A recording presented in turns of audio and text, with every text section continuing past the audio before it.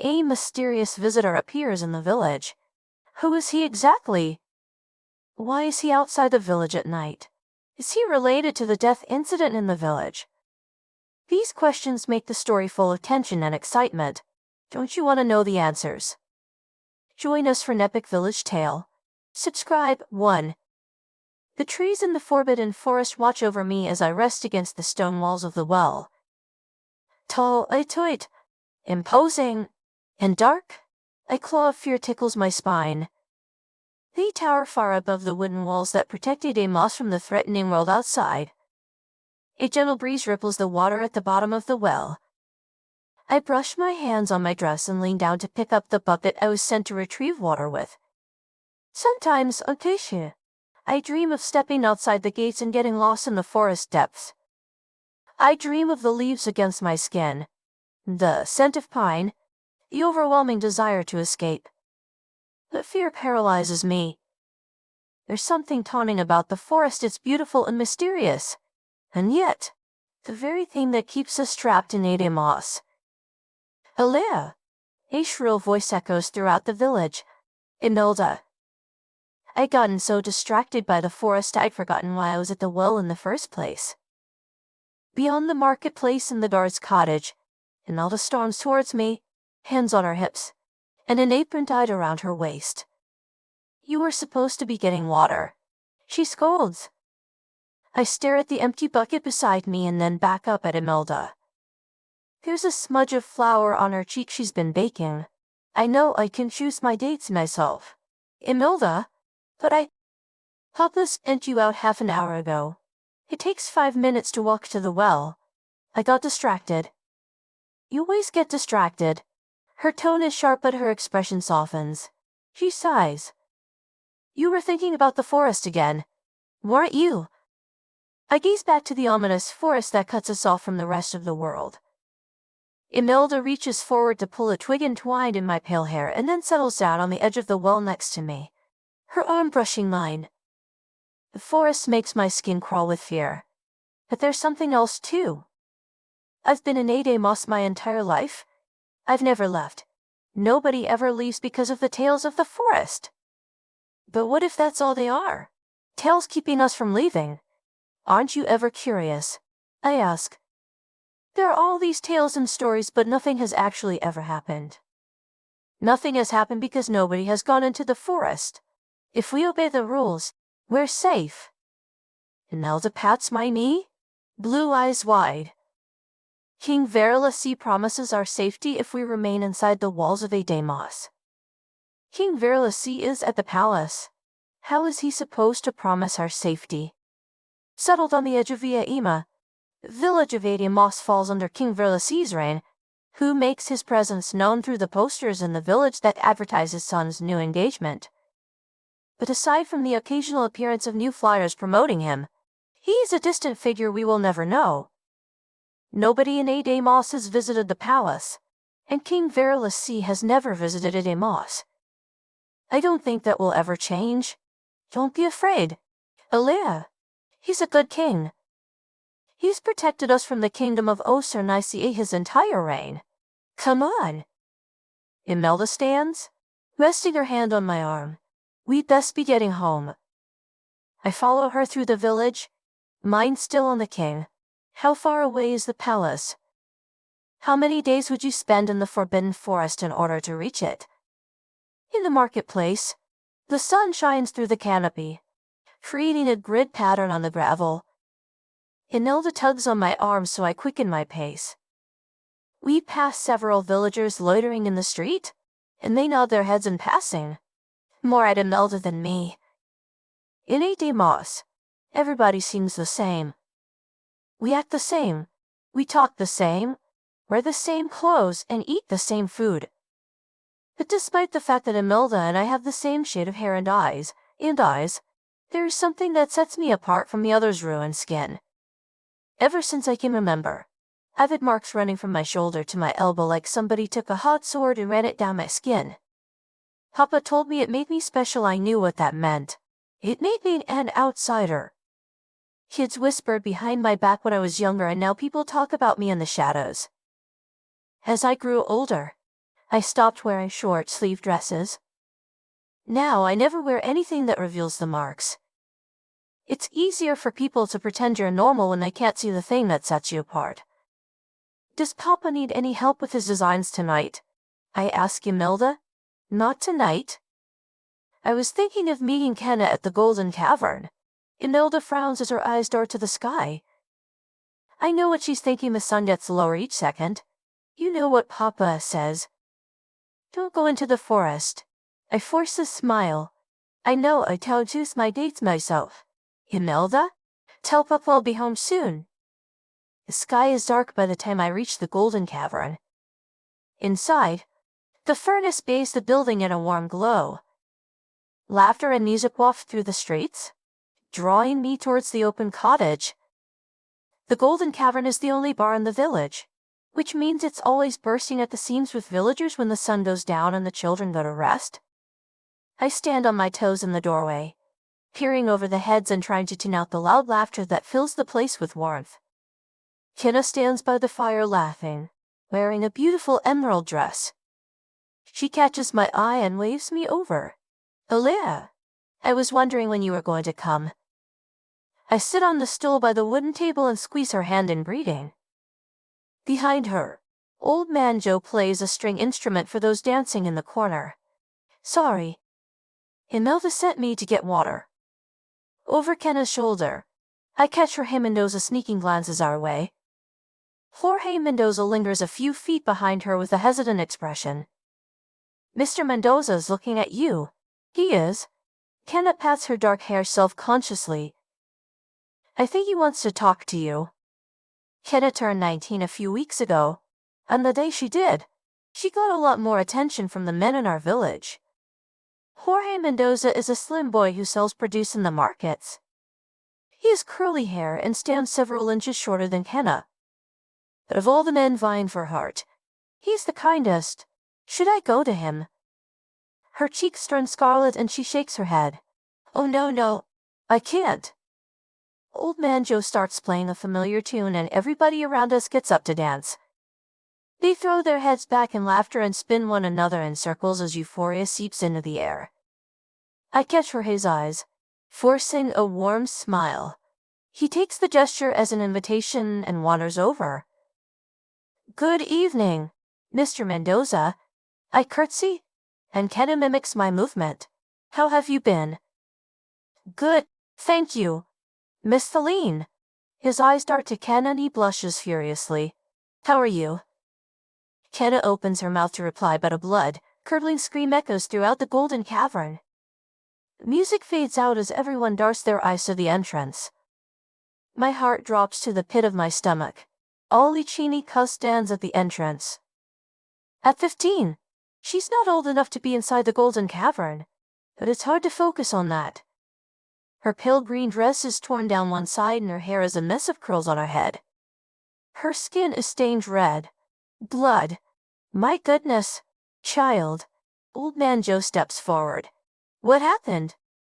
Please help me, she cries. My brother, he's dead. A deadly murmur runs throughout the Golden Cavern. Everyone knows her brother. A 25-year-old man who helps build the cottages? Without a second thought, Old Man Joe hurries her forward, getting her to lead him away. I follow the crowd leaking out of the Golden Cavern towards the wooden gates that conceal the forest. Peeking over the heads, Kenna and I try to catch a glimpse of what Shikali so violently, and when I do, I wish I hadn't followed her at all. Kenna grips my arm tightly as we stand in the entrance and peer across the small clearing before the edge of the trees. There's a body slumped on top of the grass, claw marks on his chest. His throat has been torn out. Silence falls over the crowd of us as we stare at the body a few feet away. Nobody brave enough to step outside the gates to retrieve it. Nobody has ever gone into the forest and returned before. Not until now. The stories of the beasts were true. To nobody ever comes to Ademos. One day, several years ago, there was a dispute between two fruit sellers in the marketplace that turned violent. The king was supposed to send his officials to Ademos to sort it out. Nobody knows how he found out, But one day there were flyers stapled all throughout the village that announced their impending arrival. Just like the other flyers in the village, we still don't know how they got there. Everyone in Adamos spent a week preparing the village for their arrival, trying to clean up the violent messes the disputing villagers left in their wake. But the officials never came. The night before they were set to arrive, both villagers went missing. Nobody knew where they went, when they'd left, or if they were even alive, but with no dispute to settle, the officials had no need to come to Adamos. And somehow, they must have known because they never turned up.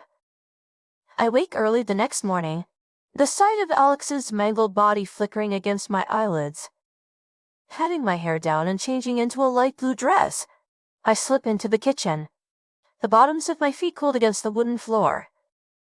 Imelda is seated at the table with Papa, excitement brimming beneath her eyes and fingertips tapping against her cup. Something is different. Did you hear the news? Elia. Imelda is almost bouncing in her seat. I furrow my brows and look towards Papa. He simply rolls his eyes and takes a sip from his cup. About Alex. I take a cup from the table and fill it with water from the bucket on the wooden bench. No. Her eyes shimmer like moonlight reflecting on water. There's a visitor in the village, someone from the palace. Surprise flickers in my chest, but it is quickly overpowered by irritation. You're excited over a visitor coming. I spin around to frown at her.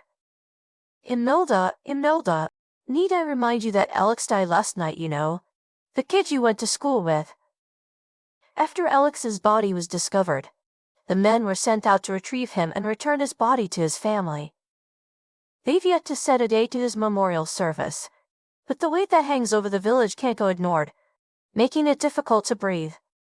Nobody had been killed in years, and never in that way. And still, nobody knows why Alex was in the forest. He arrived early this morning. I think he's here to investigate Alex's death. Her tone is less excited and guilt flashes in her eyes. Realization settles my stomach. Imelda is 22. She wants to get married, and according to the standards of Adamos, she should have been married 2 years ago. She does currently have a suitor, Ethii Toledano, a man whose ego is bigger than he is. And despite the fact that she should be pining over Ethii, she's always dreamed of something bigger. This man from the palace is her chance. I'm not complaining.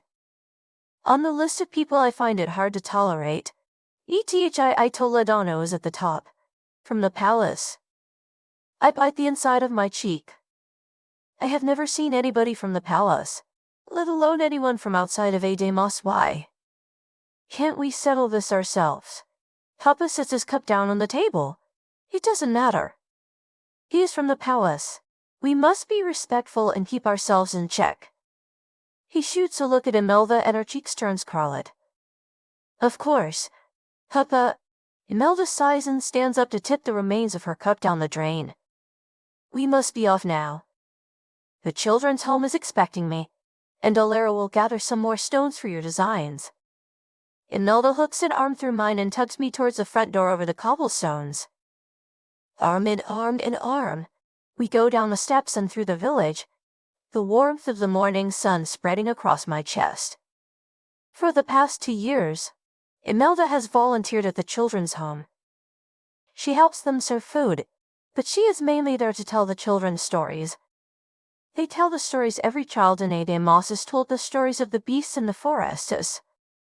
I always listen half-heartedly, having thought that the stories were merely told to scare us from venturing into the forest and leaving Adamos. I swiped right, but after last night, I can't help but find myself believing them. Unfortunately for me, I get the less desirable task of going around the village and filling my father's bucket with stones that he can use to paint his designs on the markets. We're not a wealthy family, but we get by. Walking through the village is perplexing. The heavy mood of last night is lifted, excitement buzzing in its place. It makes my stomach churn considering everyone should be mourning the death of Alex. Instead, they are whispering in the shadows and giggling behind cabins at the idea of a man from the palace. The marketplace is rather empty when we reach it, as if the entire village is congregated elsewhere. Hilera, Imelda, it's Kenna, coming from the market. The deep green dress she wears brushes along the dirty ground as she rushes towards us and past the abandoned market stalls. Elizabeth, Amelia and Krista trail after her, all wide-eyed and pink-faced. Girls. Imelda scowls when they reach us. She reaches up to pat Kenna's dark hair down and then scans the rest of the girls. What is the matter with you three? You're running through the village like little boys. Kenna blushes, but Elizabeth rises on her the balls of her feet and grins widely. Have you heard the news about the visitor, yes? Imelda's back straightens and our concern falls away. Have you seen him? No, he's in the courtyard with Old Man Joe, Amelia explains, her short blonde hair bobbing on her shoulders. Everyone is trying to get a look at him. Imelda's grip on my arm tightens as she pulls me forward through the market, running the same way she just scolded Ken and the three girls for doing. When we reach the courtyard, she releases my arm. There is a large crowd gathered in the small clearing, all peering over heads to catch a glimpse of the man standing in the middle. Imelda pushes through the crowd with her elbows and the five of us trail behind. Due to her height, people move out of her path when she comes through, shooting narrow dives her way. But that doesn't deter Imelda. Old Man Joe stands in the clearing with his back to the crowd and speaking with a man opposite him. Try to catch my breath as I stand on my toes to catch a glimpse of him, biting on my bottom lip when I do. The man is unlike any I've ever seen before. The men in A-Day Moss are all relatively similar from the blonde hair and blue eyes we all share. But one look at this man will tell you he is an outsider. Everything about him is new and exciting, from his clothes to his skin, to his hair. Though he's being ogled at by nearly half the village, he leans against the stone wall of the well lazily with his arms hanging by his sides. It's hard to miss the confidence in the way he stands. Old Man Joe is a small man, and he seems to only get smaller as he ages. But even so, it is hard to miss the height of which the visitor stands, towering over Old Man Joe despite his slumped posture. Imelda's hand grips mine excitedly. He seems to be ticking all of her boxes. Well, eyesight right. Well, Mr. Marul, Old Man Joe says as he pats the man on the back. Welcome to A-Day Moss. Your presence is well known throughout the village, as you can tell. The man looks over Old Man Joe's shoulder, pushing off the well to stand straight.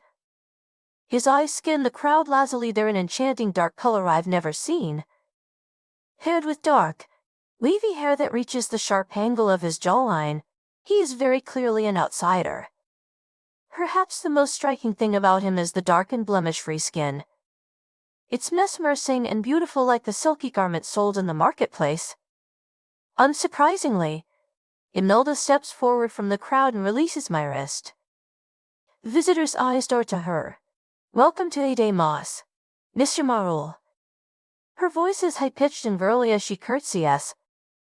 If you would like, I'd love to show you around, Imelda. I tap on her sleeve. You have to be at the children's home, remember. The stranger's gaze flickers from Imelda to me, as if noticing me for the first time, and warmth rushes to my cheeks. I had whispered. There is no chance that he could have heard me. His eyes flash unnaturally. I am quite all right, miss. He trails off, talking to Imelda but still staring at me. His voice is deep and velvety, layered with a slight accent that makes my knees shake. Everything about him is new and different and intriguing. I lower my gaze to the ground. Feline, Imelda breathes. Miss Feline, he says. I don't dare look up at him, for I can still feel his heated gaze on my face. It appears you have somewhere you need to be, perhaps some other time. I feel Imelda's head turn to look at me, the heat of her gaze making me wish I hadn't spoken. Yes, Imelda says tightly. Perhaps. Kenna's fingers rest on my elbow. I turn to look at her as she leans in to whisper in my ear. He's staring at you, she says. I keep my eyes on the ground to hide the way my cheeks burn. You should offer to show him around, I could never. Not when I've just ruined Imelda's chances. And not when I am just me, Alara. And this man is exceptionally good-looking. There is a charm to him that none of the men in Ade Moss holds. And from the look on the villagers' faces, I know I'm not the only one who recognizes it. There are women who are far better suited to him than I. I also have somewhere to be. I hold up my bucket as Kenna's eyes dart down. And Papa will be irritated if I don't return by lunch. With that thought, I turn around and Kenna follows closely behind me.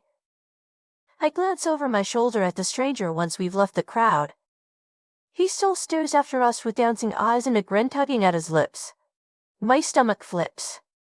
I turn around and convince myself it was Kenna he was staring after, for that is the way men often look at her. William Marvel. Elizabeth leans against the wooden wall with a sigh. Even his name is swoon-worthy.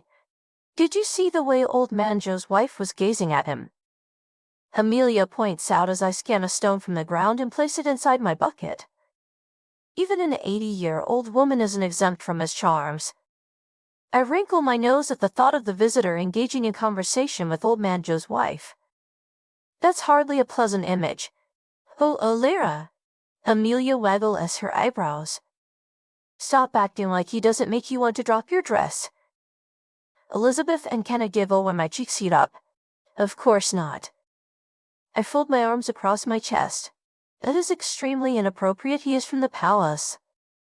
If we were caught saying such things, Krista rolls her eyes and nudges me. You worry too much, she says. I am going to look for Mr. Marole. She pushes off the wall and disappears around the corner. We stare after her, all wishing we had her confidence.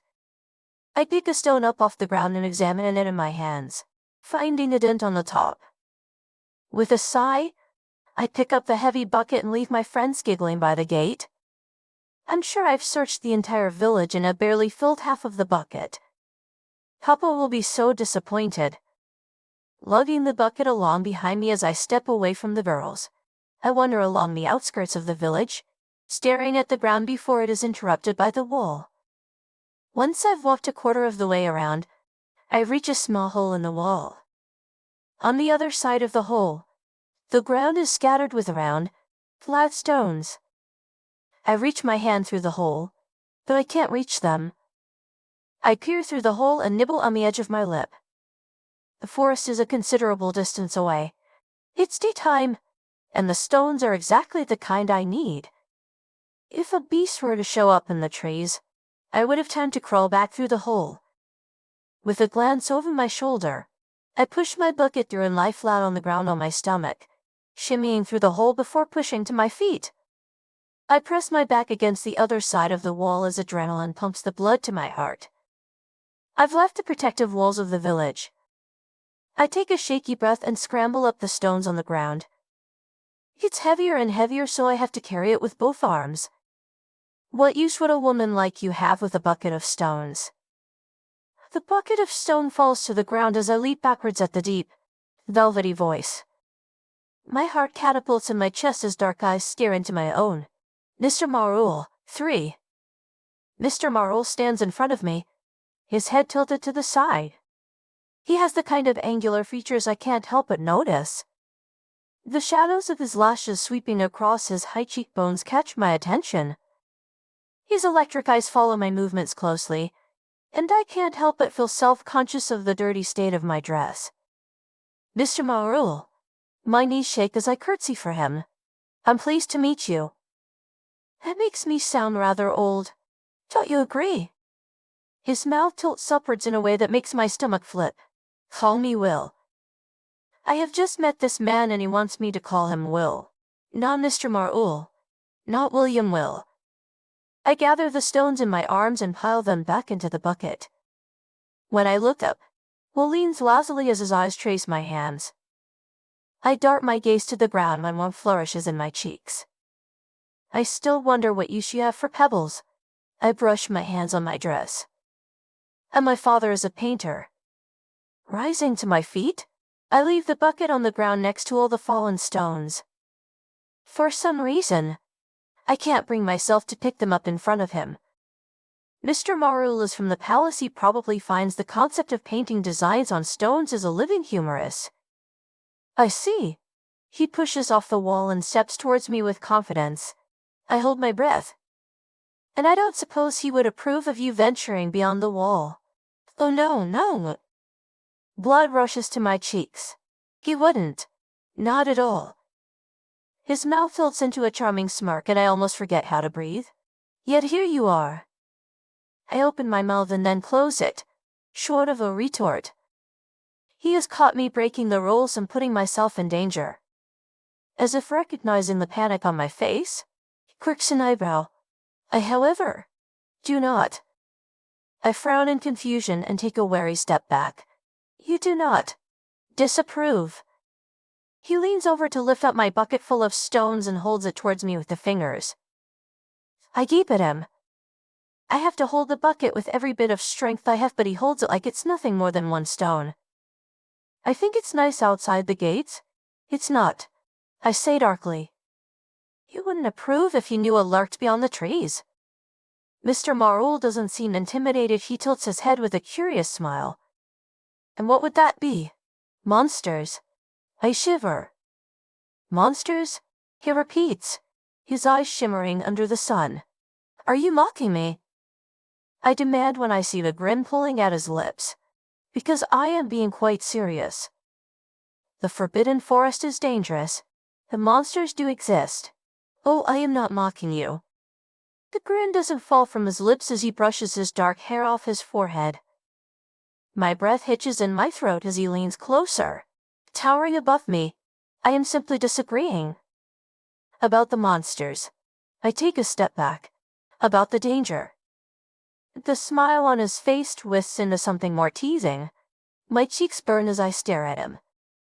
The way we are talking is so friendly, as if we know one another much more than we really do. But it doesn't feel improper like it should. I suppose I should blame the charm that Mr. Marul carries, for the effect he has on me is something I cannot explain. I wonder if this is how Imelda felt when she spoke with him. I wonder if he would tease Kenna the same way if they spoke. You are here to investigate a death. A man was killed last night. I say. A kind man who did not deserve that fate. But his throat was torn out in the forest, and you try to convince me that the forest has no danger. Mr. Marul's face sours at the mention of Alex and his eyes narrow. I lurch my arms forward and retrieve the bucket dangling effortlessly from his fingers. As I suspected, it's awfully heavy. Gear. Let me. He reaches forward to help me. I briefly wonder what it'd be like to accept his help. I can imagine the looks I would receive walking through the village with him carrying my father's bucket. I'm quite alright. I step back towards the hole in the wall as I stare at him. A new question arises in my mind. What are you doing beyond the wall? You seem to be struggling a great deal, he points out, still walking confidently beside me. We reach the hole in the wall, but I don't respond. He's right, he carried the bucket with ease, while my hands are turning red from trying to hold it up. Miss Feline puts his hand on the sleeve covering my arm. I do wish you would let me help you. I spin around and then wish I hadn't. Mr. Marul is inches behind me, giving me no choice but to crane my neck to look up at him. His dark eyes flash unnaturally as they did in the clearing. I inhale sharply at the energy that fizzes between us. How do you know my name? I demand with a frown. I have never told him who I am. He shrugs. The woman in the clearing, she's your sister. Isn't she? We are. I bite my lip. Though I don't understand how you could come to that conclusion from one glance. Oh, I didn't. He tilts his head sideways. I wouldn't have associated you with her if I hadn't asked around. My stomach flips. Used around about me. Me, Alara the lean, the girl with scars on her arms. The outsider. You asked around. I step back till I'm pressed against the wall. About me. The left side of his mouth tilts upwards. Is that so hard to believe? I swallow the lump and take a deep breath. A beautiful man like Mr. Marul is someone who belongs in the beautiful palace in Ima, so the way he continually makes me blush unnerves me. I should go. My throat dries as I realize that if Mr. Marul tells anybody he saw me here, I could be in trouble. Thank you for your help. Shimmying through the hole, I pulled the bucket through after me to see that Mr. Marul's feet are no longer on the ground beneath the hole. Turning around, I leap back when he lands on his feet in front of me, having jumped cleanly over the wall. How did you? You left half of your pebbles on the ground? He interrupts me and looks at my half-empty bucket. Ooh. Over his shoulder, a group of girls are huddled by one of the carts in the marketplace, staring at us and whispering in hushed voices. No matter. There are a lot more pebbles beyond the wall. You know, he says, pushing off the wall when I begin to walk away. Maybe you should forage there more often. I frowned and brushed my hair off my forehead. I shouldn't have gone beyond the wall. It was foolish of me and I won't do it again. My cheeks warm at the confrontation. I turn hastily, hitting the tip of my shoe on a rock. When I stumble forward, the rocks inside my bucket fall to the ground. Mr. Marul's hands grip my wrist to steady me from falling. But that isn't what shocks me. It's the feeling of his hands against my bare skin. His touch is like fire. It burns, but it feels good. I leap back a few feet when shivers run down my spine, my eyes darting up to Mr. Marul's. If I thought his eyes were unnatural before, they're glowing now. His once dark eyes remind me of the luminescent insects that sometimes line the walls of the well at night time. What did you do? I snatch my hands back as my voice strangles in my throat. What happened to your eyes? I'll see you soon, Miss Celine, he says, his velvety voice a pitch deeper. And then he turns on his heel and begins to walk in the opposite direction towards the gate. I look down at my hands in awe, half expecting them to be burning. When I look back up, Mr. Marul is gone. Illyra. Imelda's head basically explodes when I return to our humble cottage just before dinner. Where have you been? You've been out for hours. I stare at the bucket in my hands. It is still pathetically half full, half of everything I collected lying on the other side of the wall.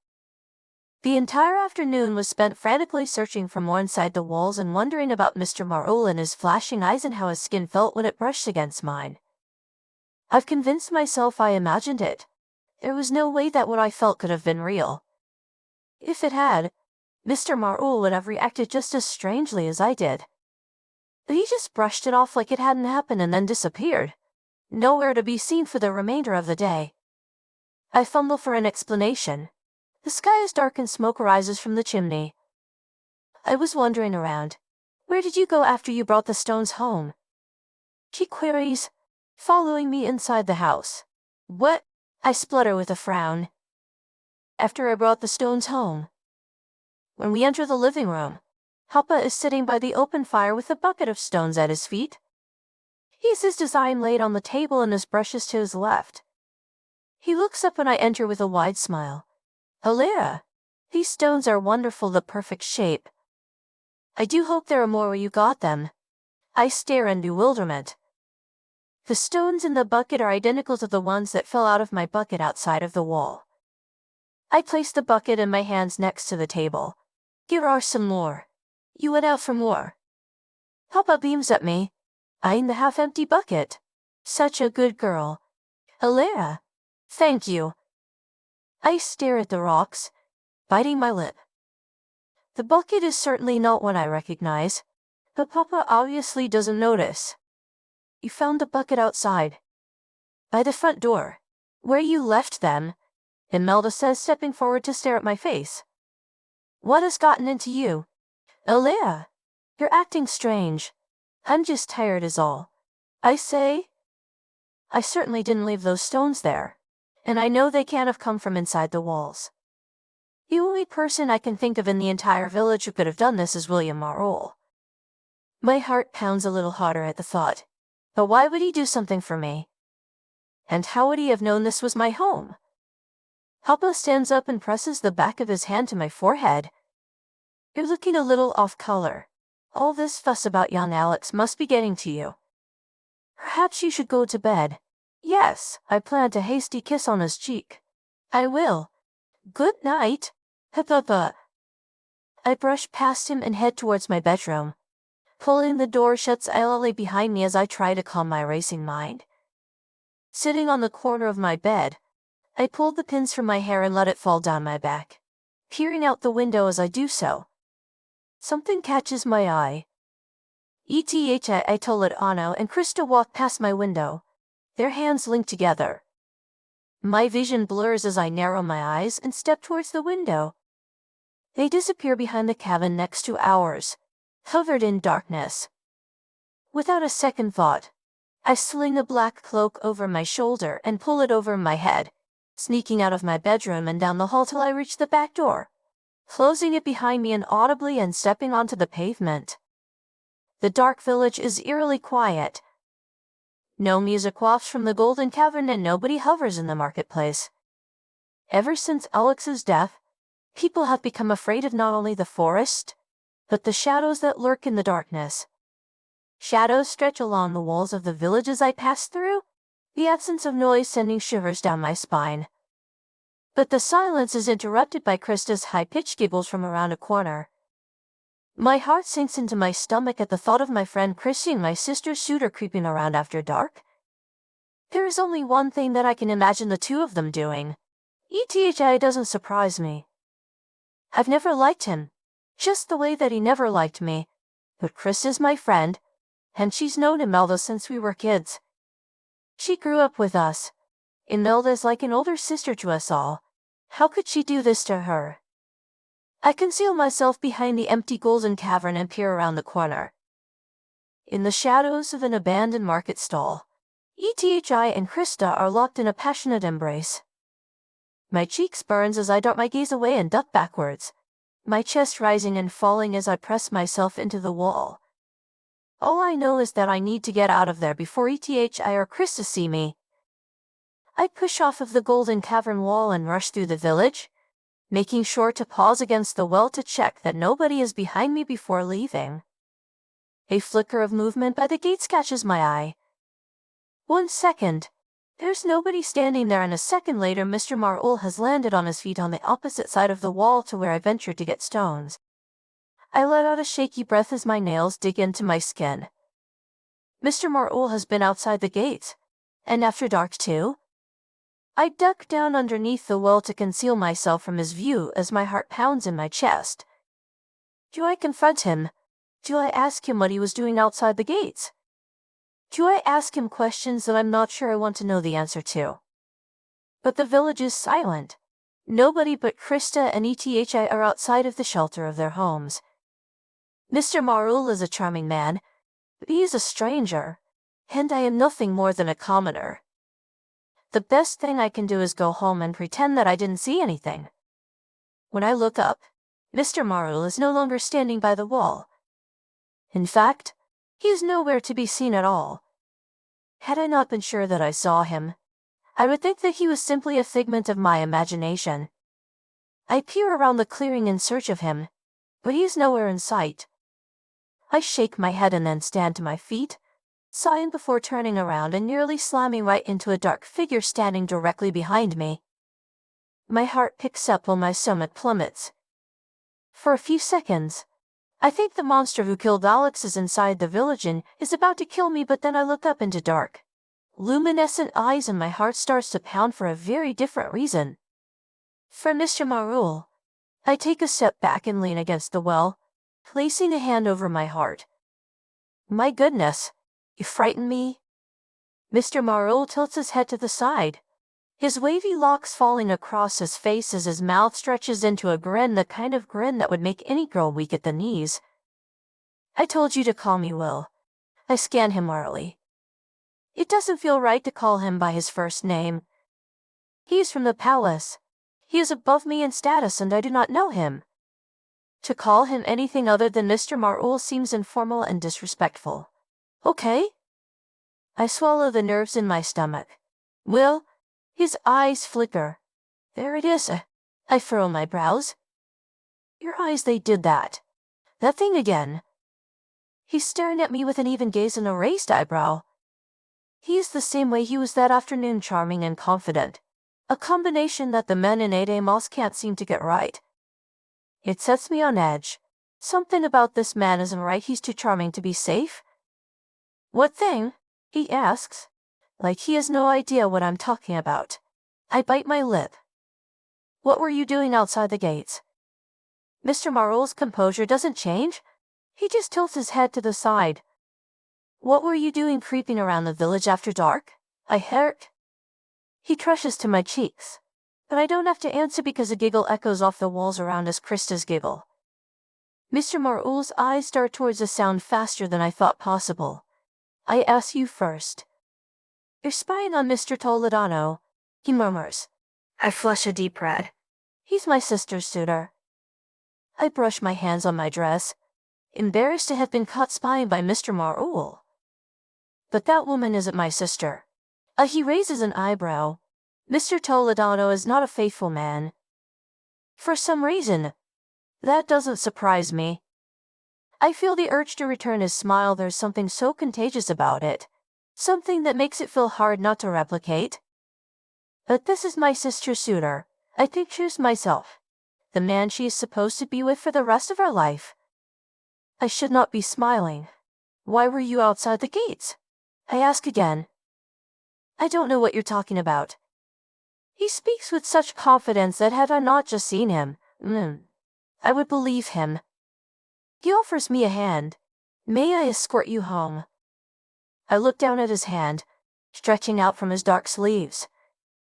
His velvety skin is free of any marks. Everything about this man seems perfect and untouched. It makes me think of the scars running up my left arm. What would he think? Would he curl away in disgust? Miss Celine, he repeats when I don't respond. I clutch my hands behind my back. Part of me wants to take his hand, to experience the feeling of our skin making contact, to see if I'd imagine it the first time. But the other part of me is afraid of this man and his flickering eyes, charming smile, and burning touch. I lift my chin. I think I can manage on my own. Thank you, Mr. Marul. I turn away, distancing myself from this man who makes me want to move closer. Mr. Marul was outside the gates. I watched him leap over the wall and then watched him act like he didn't know what I was talking about. Something isn't right. Miss Celine, he says. I pause to look at him over my shoulder. His eyes flicker again as he looks at me. My heart skips a beat, and it isn't from fear, though it probably should be. His mouth stretches into a grin. I told you to call me Will. I swallow and spin around to rush back through the shadows. My cheeks sting pink and my heart hammering against my chest. Mr. Marul frightens me. He is charming, confident, and seemingly perfect. He has no fear of the forbidden forest. He can leap over a wall like it's nothing more than a stick lying across the ground, and his eyes flicker in a way that I have never seen before. But I'm not afraid of Mr. Marul because of that. I am afraid of him because of the way his touch burns and the way he makes my heart pound. And that makes me foolish. The next day is warm. The sun shines. The sky is blue, and there is no cloud in sight. It almost seems wrong.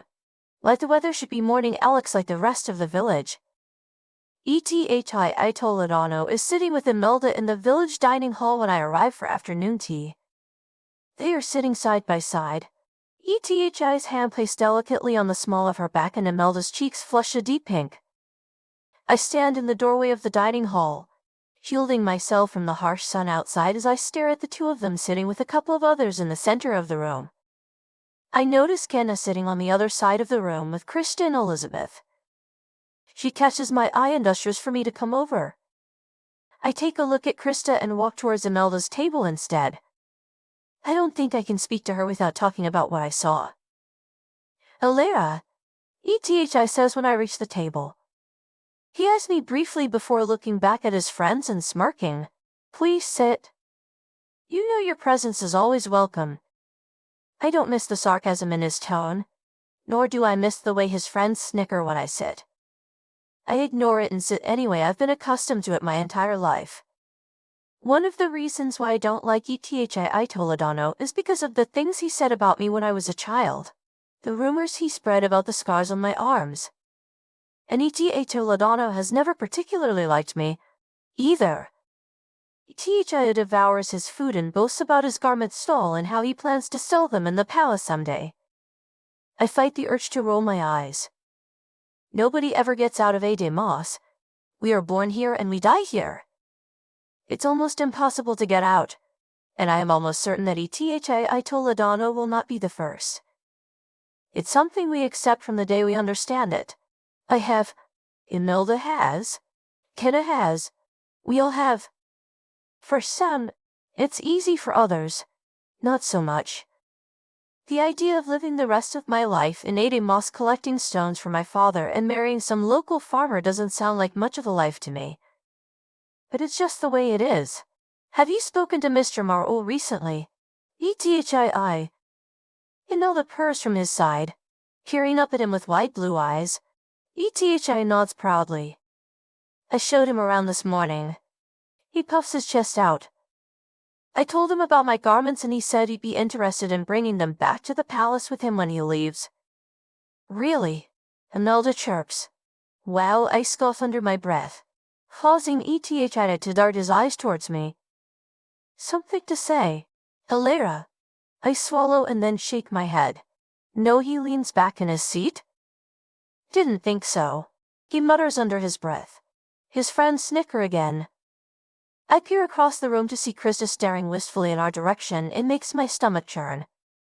Not that it'd be important if you did. Imelda looks at the table to avoid my eye. I bite my lip. Sitting at Ethi's table wasn't such a great idea as the knowledge of what he was doing last night is on the top of my tongue. I know I can't blurt it out in the middle of the dining hall.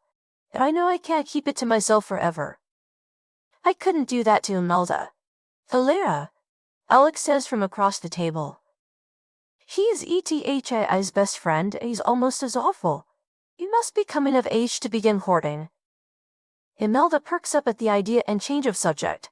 She'll be 19 next week. All the suitors will be invited to her birthday celebration. Alec raises an eyebrow. You mean she has potential suitors? Of course she does. Of course she does. Ethia scoffs. And for a second, I think he's about to say something kind. Surely there are plenty of men in the village who don't know about those hideous marks on our arms. They'll sure get a shock on your wedding night. Ethi's friends laugh under their breaths. I don't know why it gets into me, but my hands burn and my cheeks flush bright red. I am used to Ethi's taunts. They don't usually bother me. But with last night on my mind, I can't ignore his taunts. At least when I find a suitor. I will only have one. I snap. I won't feel the need to sneak around in the shadows with another man. Ethi looks as though he's been slapped and his friends fall silent. Imelda frowns. Ethi, what is she talking about? I haven't the slightest idea. Ethi responds without missing a beat, his eyes staring dangerously into my own. My poor sister takes his reassurances and relaxes immediately, but I have never been more on edge. My face burns and my blood boils. I want to blurt everything out. I want to expose him.